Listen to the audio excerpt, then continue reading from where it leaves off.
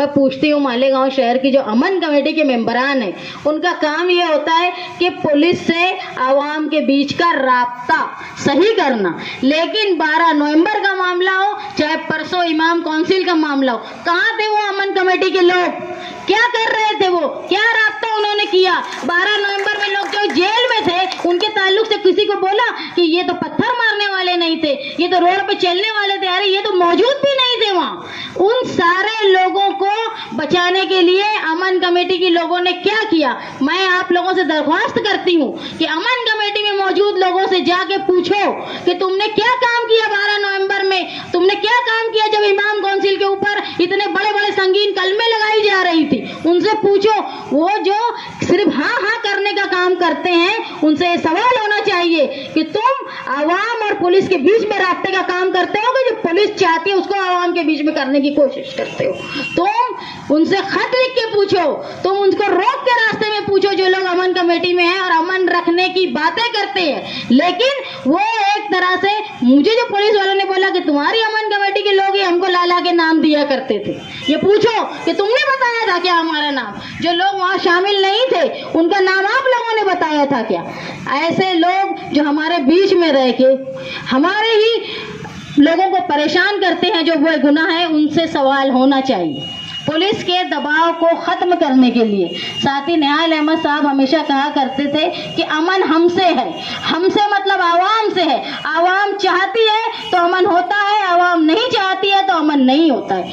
तो अगर हम चाहते हैं कि अमन रहे तो हमारे हिसाब से अमन रहेगा, जमहूरी हक को दबा के अमन रहेगा, ऐसा हम बर्दाश्त नहीं करेंगे। इसलिए पुलिस के दबाव को खत्म करने के लिए 22 तारीख को साथी निहाल अहमद साहब की सालगिरह के दिन हमने ये तय किया है कि रात में 8:30 बजे मुशावरत चौक में मालेगांव शहर के एमएलए मुफ्ती मोहम्मद इस्माइल साहब और मैं कन्वीनर दस्तूर बचाओ कमेटी, हम काली पट्टी लगाकर एहतजाज दर्ज करेंगे पुलिस के खिलाफ कि अब तुमने ना हमको बोलने का हक बचा के रखा है, ना हमको कुछ करने का हक बचा के रखा है, तो हम खामोश होके हमारा एहतजाज दर्ज करेंगे।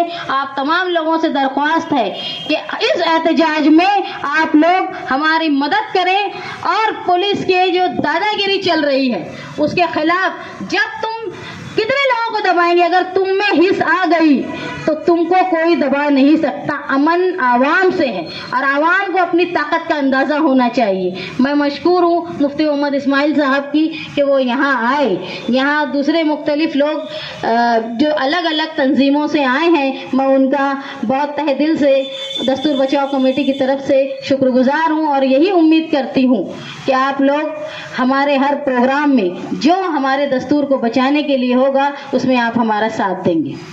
कल हमारे बच्चे, हमारे इमाम, हमारे रहनुमा, हमारे कायद चलते हैं तो बोलते हो सरकारी काम में ये रुखना अंदाजी कर रहे थे, दलाल पैदा कर रहे थे, रुकावट पैदा कर रहे थे। मैं समझता हूं कि इस वक्त तो जो अफसरान मालेगांव में है 20-25 साल में ऐसे दयानतदार, ऐसे ईमानदार और ऐसा अपनी ड्यूटी का फर्ज निभाने वाला अफसर साहब कभी नहीं आया होगा। कुत्ता गोली बिक रही है, शराब के अड्डे चल रहे हैं, जुए के अड्डे चल रहे हैं, लेकिन अपने देश के कानून में रहते हुए अगर हम सांस लेना चाहें तो आप पहले सिटी पुलिस स्टेशन जाकर उनसे परमिशन ले लो कि साहब हम सांस कितनी जोर से ले, धीरे ले या तेज ले। ये हालात है। बहरहाल अल्लाह जज़ाए खैर दे दस्तूर बचाओ कमेटी के जिम्मेदारों को कि उन्होंने यहाँ सबको जोड़ा। मैं सुन्नी अशरफ अकेडमी के जानिब से ये ऐलान करता हूँ कि जब जैसे तुम आवाज दोगे सफे अव्वल में अशरफ अकेडमी के जिम्मेदारों को पाओगे।